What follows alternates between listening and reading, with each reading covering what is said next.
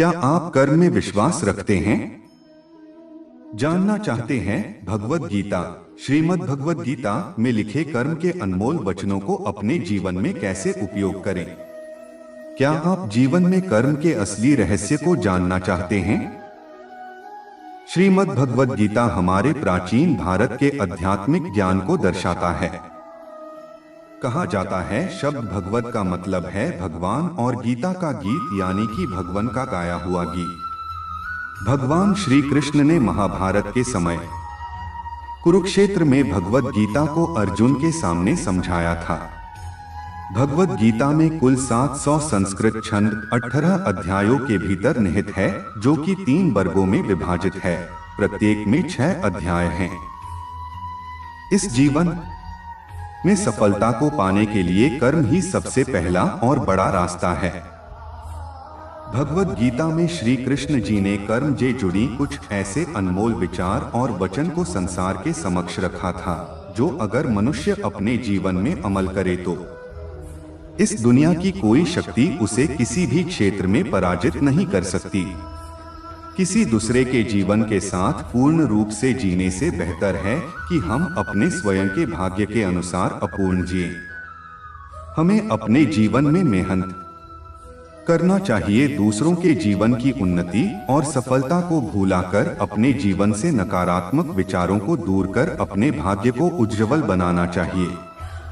एक उपहार तभी अलसी और पवित्र है जब वह हृदय से किसी सही व्यक्ति को दो, सही समय और सही जगह पर दिया जाए, और जब उपहार देने वाला व्यक्ति दिल में उस उपहार के बदले कुछ पाने की उम्मीद ना रखता हो। हमें इस जीवन में जो भी करना चाहिए सोच समझकर करना चाहिए और सही समय पर करना चाहिए। हमें समय और दूसरे लोगों दोनों को सम्मान देना चाहिए और दिल खोलकर उनका मदद करना चाहिए। ऐसा कोई नहीं जिसने भी इस संसार में अच्छा कर्म किया हो और उसका बुरा अंत हुआ है, चाहे इस काल दुनिया में हो या आने वाले काल में। कहा जाया है कर्म ही धर्म है, इसलिए हमें कर्म करते जाना चाहिए, फल अपने आप हमें मिलेगा।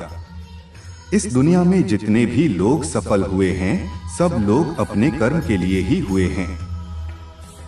उन्होंने बिना कुछ सोचे समझे लोगों की नकारात्मक बातों को अपने से दूर रखकर अपने कार्यों को पूर्ण किया और आखिरी में उन्हें सफलता प्राप्त हुई। जो भी मनुष्य अपने जीवन आध्यात्मिक ज्ञान के चरणों के लिए दृढ़ संकल्पों में स्थिर है, वह समान रूप से संकटों के आक्रमण को सहन कर सकते हैं और निश्चित रूप से यह व्यक्ति खुशियां और मुक्ति पाने का पात्र है। अगर आप अपने लक्ष्य को पाने के लिए दृढ़ संकल्प ले लेते हैं और दिन रात कड़ी मेहनत करते हैं, तो आपके रास्ते में जितने भी संकट मुश्किलें आए, आप उनको पार कर जाएंगे। जो खुशियां बहुत लंबे समय के परिश्रम और सीखने से मिलती है, जो दुख से अंत दिलाता है, जो पहले विष के समान होता है परंतु बाद में अमृत के जैसा होता है, इस तरह की खुशियां मन की शांति से जागृत होती हैं। जब कोई व्यक्ति अपने लक्ष्य पर सफलता प्राप्त कर लेता है, तो उसके जीवन के सभी दुख अपने आप खत्म हो जाते हैं।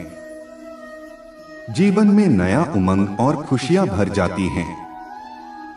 भगवान या परमात्मा की शांति उनके साथ होती है जिसके मन और आत्मा में एकता सामंजस्य हो, जो इच्छा और क्रोध से मुक्त हो, जो अपने स्वयं खुद के आत्मा को सही मायने में जानते हो।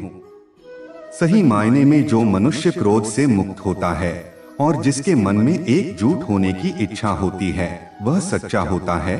भगवान हमेशा उसके साथ होते हैं। नरक 3 चीजों से नफरत करता है, वासना, क्रोध और लोभ। परमात्मा कहते हैं, जो भी मनुष्य अपने जीवन में नफरत की भावना, लोभ, मोह, माया, वासना रखते हैं, उनके लिए नरक ही सही जगह होता है। आपको कर्म करने का अधिकार है, परंतु फल पाने का नहीं। आपको इनाम या फल पाने के लिए किसी भी क्रिया में भाग नहीं लेना चाहिए और ना ही आपको निष्क्रियता के लिए लंबे समय तक करना चाहिए।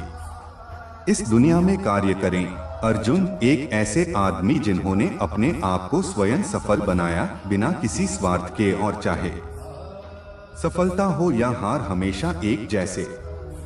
अगर हम फल की आशा में कार्य करेंगे तो ना हमारे कार्य सफल हो पाएंगे और ना ही हम अपने लक्ष्य तक पहुंच पाएंगे। सन्निहित आत्मा के अनंत का अस्तित्व है, अविनाशी और अनंत है। केवल भौतिक शरीर तथ्यात्मक रूप से खराब है, इसलिए हे अर्जुन लड़ते रहो। हमारे अंतर मन की शक्ति और सोच ही असली है। बाहर का शरीर मात्र एक काल्पनिक रूप है जो हमको इस दुनिया में एक ढांचा देता है। बुद्धिमान व्यक्ति ना ही जीवित लोगों के लिए शोक मनाते हैं, ना ही मृत व्यक्ति के लिए। ऐसा कोई समय नहीं था जब तुम और मैं और सभी राजा यहाँ एकत्रित हुए हों, पर ना ही अस्तित्व में था और ना ही ऐसा कोई समय होगा जब हम अस्तित्व को समाप्त कर देंगे। विवरण, जो चीज हमारे हाथ में नहीं है उसके विषय में चिंता करके कोई फायदा नहीं। अपने कर्म पर अपना दिल लगाएं, ना कि उसके फल पर। इसके विषय में हमने पहले भी बताया। जीवन में कर्म करके फल की आशा से जीवन में असफलता प्राप्त होती है, ना कि सफलता। सभी काम ध्यान से करो, करुणा द्वारा निर्देशित किए हुए। दिल में दया की भावना रखना चाहिए, इससे मनुष्य का दर्जा बढ़ता है। जैसे कि एक कवि जनता है तब स्वार्थी गतिविधियों को छोड़ रहा है और बुद्धिमान घोषित करता है त्याग फल के कार्रवाई को छोड़ रहा है। जीवन से स्वार्थ को भूलकर त्याग भावना को लाना चाहिए। अपने कर्तव्य का पालन करना, जो कि प्रकृति द्वारा निर्धारित किया हुआ हो, वह कोई पाप नहीं है। अपनी सही जिम्मेदारियों को करने में कोई झिझक नहीं होना चाहिए। गर्मी और सर्दी, खुशी और दर्द की भावनाएं उनकी वस्तुओं के साथ होश से संपर्क के कारण होता है। वे आते हैं और चले जाते हैं, लंबे समय तक बरकरार नहीं रहते हैं। आपको उन्हें स्वीकार करना चाहिए। पृथ्वी में जिस प्रकार मौसम में परिवर्तन आता है, उसी प्रकार जीवन में भी सुख दुख आता जाता रहता है। मैं आत्मा हूँ जो सभी प्राणियों के हृदय दिल से बंधा हुआ हूँ। मैं साथ ही शुरुआत हूँ, मध्य हूँ और समाप्त भी हूँ सभी प्राणियों का। भगवान कहते हैं वो सबके दिल में हैं और हर समय सभी लोगों के साथ हूँ।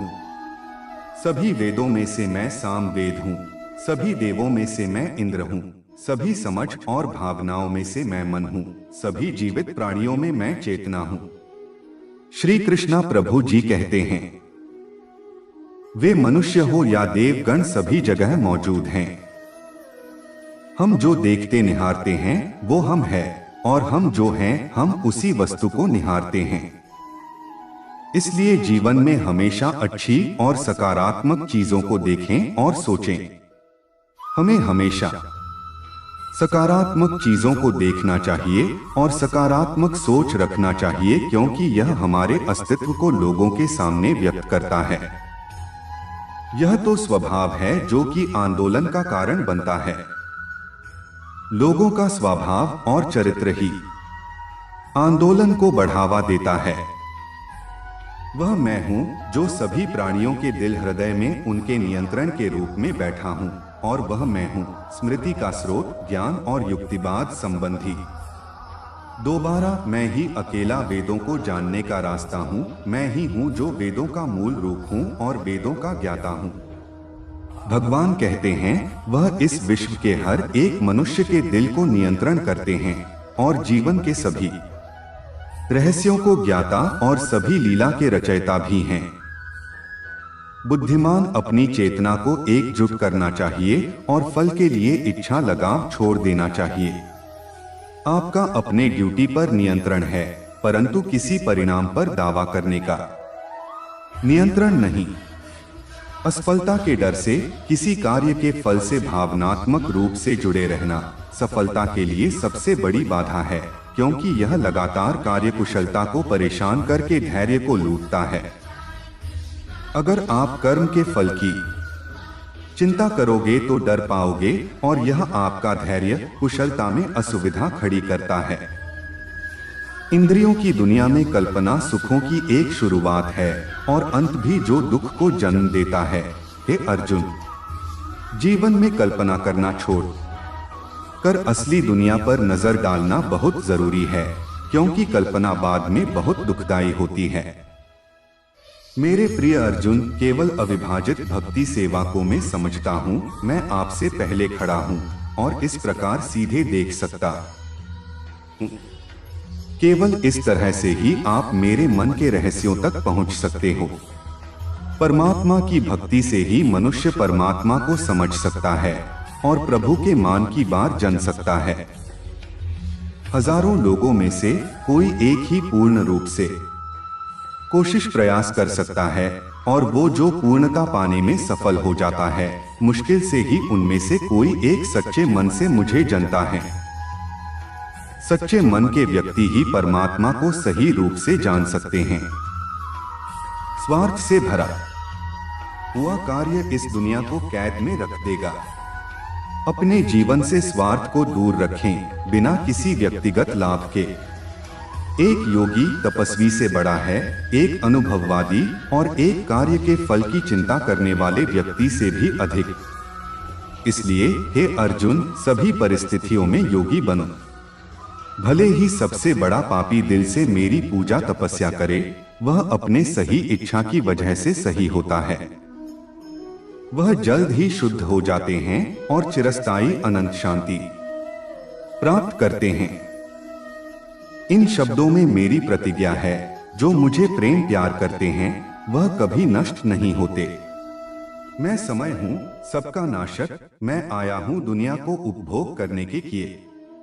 भगवान कहते हैं, मैंने इस दुनिया को बने हैं और मैं ही पाप का नाशक हूँ। एक जीवित इकाई रहने वाले मनुष्यों के संकट का कारण होता है भगवान परमेश्वर के साथ अपने रिश्ते को भुला देना। परमात्मा को जो अपने मन में हमेशा रखते हैं, संकट उनसे कोसों दूर रहता है, क्योंकि भौतिकवादी श्री कृष्ण के आध्यात्मिक बातों को समझ नहीं सकते हैं। उन्हें यह सलाह दी जाती है कि वे शारीरिक बातों पर अपना ध्यान केंद्रित करें और देखने की कोशिश करें कि कैसे श्री कृष्ण अपने शारीरिक अभ्यावेदन से प्रकट होते हैं। वासना, क्रोध और लालच नरक के 3 दरवाजे हैं। क्रोध से पूरा भ्रम पैदा होता है और भ्रम से चेतना में घबराहट। अगर चेतना ही घबराया हुआ है तो बुद्धि तो घटेगी ही, और जब बुद्धि में कमी आएगी तो एक के बाद एक गहरे खाई में जीवन डूबती नजर आएगी। विवरण: जीवन में कभी भी गुस्सा क्रोध ना करें, यह आपके जीवन के ध्वंस कर देगा। आदमी मनुष्य के लिए मन बंधन का कारण है और मन मुक्ति का कारण भी है। मन वस्तुओं की भावना में लीन रहे तो बंधन का कारण है, और अगर मन वस्तुओं की भावना से अलग रहे तो वह मुक्ति का कारण है। ऐसा कोई समय नहीं था जब मेरा अस्तित्व ना हो, ना तुम ना ही इनमें से कोई राजा, और ऐसा ना ही कोई भविष्य है जहां हमें कोई रोक सके। वह जो अपने भीतर अपने स्वयं से खुश रहता है, जिसके मनुष्य जीवन एक आत्मज्ञान है और जो अपने खुद से संतुष्ट हैं, पूरी तरीके से तृप्त है, उसके लिए जीवन में कोई कर्म नहीं है। अपनी इच्छा शक्ति के माध्यम से अपने आप को नई आकृति प्रदान करें। कभी भी स्वयं को अपन आत्म इच्छा से अपमानित न करें। इच्छा एकमात्र मित्र दोस्त होता है स्वयं का, और इच्छा ही एकमात्र शत्रु है स्वयं का।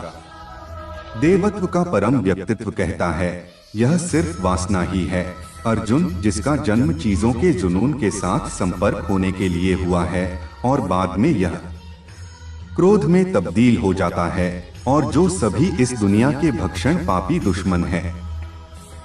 हमारी गलती अंतिम वास्तविकता के लिए यह ले जा रहा है, जैसे सपने देखने वाला यह सोचता है कि उसके सपने के अलावा और कुछ भी सत्य नहीं है। हम कभी वास्तव में दुनिया की मुठभेड़ में घुसते, हम बस अनुभव करते हैं। एक बार कृष्ण के जन्मदिवस के अवसर पर सत्यभामा ने सोचा कि वो सबको दिखाएगी कि वो कृष्ण को कितना प्यार करती थी। तो उसने तय किया कि वो कृष्ण के वजन जितना सोना शहर के लोगों में बांटेगी। इसे तुलाभार कहते हैं। ये मंदिरों में होता है। लोग एक बड़ी तराजू में अपने वजन के बराबर का मक्खन, घी या चावल या कुछ और रखकर वो चीज लोगों में बांटते हैं। चावल, नमक, दाल या सोना या वो कुछ भी आप दे सकते हैं जो देना चाहें। ये प्राचीन परंपरा हमारी संस्कृति का एक हिस्सा है। सत्यभामा ने तुलाभार की व्यवस्था की। लोग बहुत प्रभावित हुए, पर कृष्ण पर इन बातों का कोई असर नहीं हुआ। वे जाकर तराजू के एक पलड़े पर बैठ गए। सत्यभामा जानती थी कि उनका वजन लगभग कितना है और उसने उतना सोना तैयार ही रखा था। पर जब उसने सब सोना दूसरे पलड़े पर रखा तो कांटा जरा भी नहीं हिला। कृष्ण का पलड़ा थोड़ा भी ऊपर नहीं हुआ। ऐसा ही कुछ तब भी हुआ था जब कृष्ण एक शिशु थे। एक राक्षस आकर उन्हें ले जाने लगा। तब कृष्ण ने अपना वजन इतना बढ़ा लिया कि राक्षस वहीं गिर पड़ा और कृष्ण ने उसके ऊपर बैठकर उसे कुचलकर मार डाला। क्रिया योग में एक ऐसा तरीका है जिससे कोई योगी अपना वजन बढ़ा या घटा सकता है। ऐसी बहुत सी कहानियां हैं कि ऐसे योगी भी थे जो पहाड़ की तरह भारी हो जाते थे।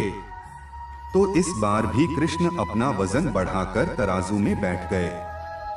सत्यभामा ने उतना सोना दूसरे पलड़े पर रख दिया था जितना उसके हिसाब से कृष्ण के वजन के बराबर था, पर कुछ हुआ ही नहीं। तब तक शहर के सभी लोग ये घटना देखने के लिए आ गए थे। तब उसने अपने नौकरों से वो सभी गहने मंगवाए जो उसके पास थे। एक के बाद एक वो गहने डालती जा रही थी और सोच रही थी कि काम हो जाएगा, पर कुछ नहीं हुआ।